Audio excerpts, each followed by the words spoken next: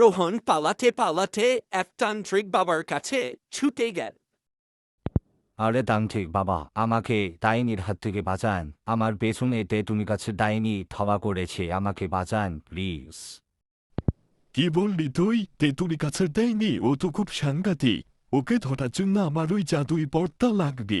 তাই যে আমার ওই জাদুই পর্দা আছে, চল ওই ডাইনিকে ধরতে যান। ডাইনির কথা বলতে না বলতে সেখানে সেই তেঁতুল গাছের ডাইনি চলে আসে। আরে এই ডাইনি তো খুব সাংঘাতিক, আমার পিছু করতে করতে এখানেও চলে এসেছি। কোনো ব্যাপার না, আমার সাথে তান্ত্রিক বাবা আছে, তান্ত্রিক বাবাই তোকে মারবি। হা হা হা, তোর ওই তান্ত্রিক আমাকে মারবে? তোর ওই তান্ত্রিককেও আমি মারবো। এক ঢিলে দুই পাখি। হা হা হা হা হা।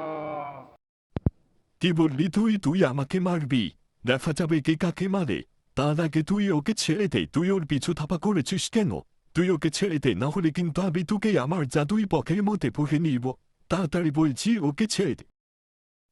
তারপরে তান্ত্রিক সেই ডাইনিকে তার পটের মধ্যে ভরে নেয় এবং সে সেখান থেকে চলে যায় এবং রোহন বলে এবং নাচতে থাকে।